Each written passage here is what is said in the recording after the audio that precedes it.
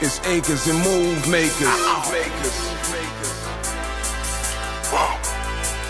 It's acres and move makers. I deal with land flippers, acres and move makers, room shakers, big boys with huge paper, the newspapers. You can run but can't escape us. We winning with these flash green when they act racist. Success is so contagious. Let's go. It's acres and move makers.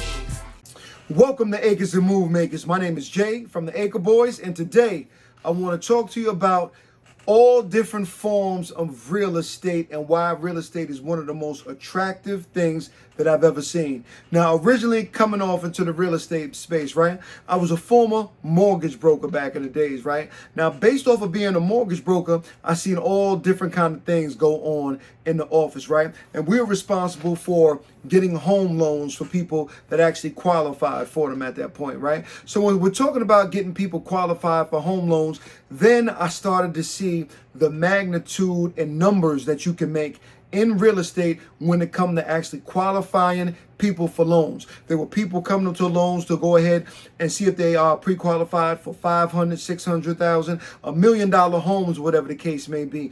And the commissions at that point went anywhere in between, 3 to 4% or whatever the case may be. So when we first started out, that was one of the major things that I learned, that there's a lot of money in the real estate space, right? I saw a lot of traditional house flippers or whatever the case may be. They would come in, understand how to get an undervalued asset, go ahead and add value to that particular property, and from that point forward, they will go ahead and sell the property for full market value at that point. So that was another touch point, right?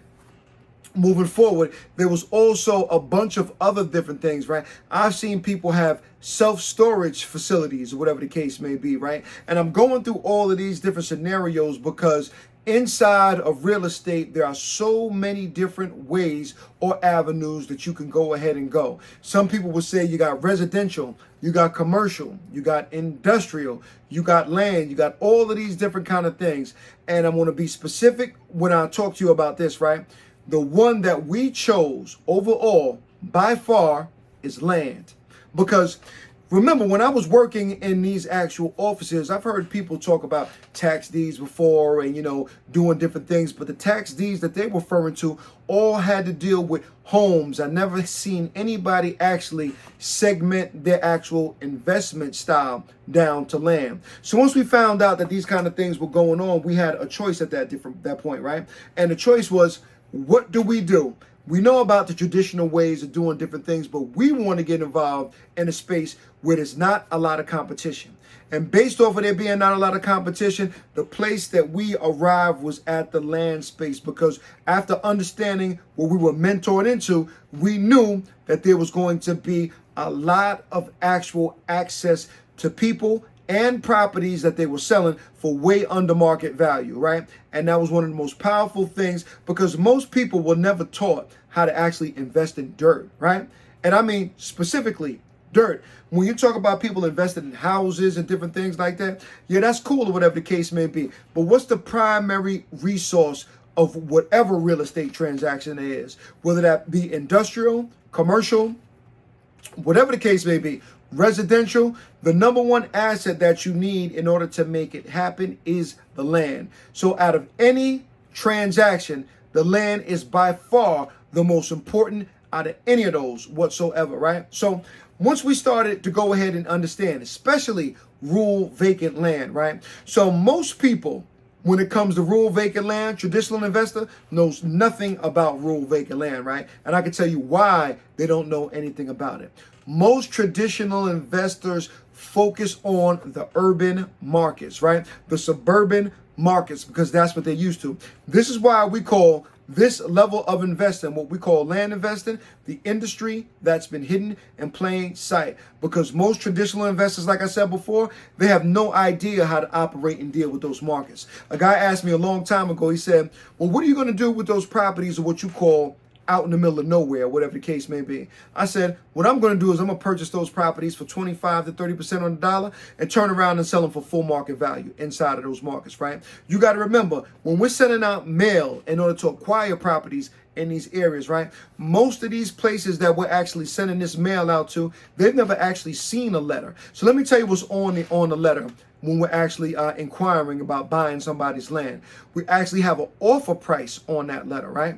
And the offer price on that letter, because through our experience of going through hundreds and hundreds of these transactions, when you give an offer price on a letter, it allows you to kind of weed people out just to check their temperature to see where they are, right? Now, if I gave you an offer letter that said, I want to go ahead and purchase your property, what we call range letters. Range letters say I might want to purchase your property anywhere between $10,000 to $80,000. So what happens when somebody sees that, right? Somebody's always going to go to the top half of that evaluation because everybody in their mind thinks what their property is worth. They're never going to go all the way to the end, right? So that's how we figured out to go ahead and start sending these offers out at what we actually want to purchase them for, right? Now, that does not mean that everybody accepts that offer, because they don't. However, one thing that I'll be really, really clear with, the mail finds situations. I'm going to say it again. The mail finds situations. So what are some of those situations where somebody would turn around and sell us their property for 25 to 30% on the dollar? Let's give you a few. You bought the property a long time ago. Life happened, and now you're just paying taxes on something that you're not using. We run into a lot of inherited property.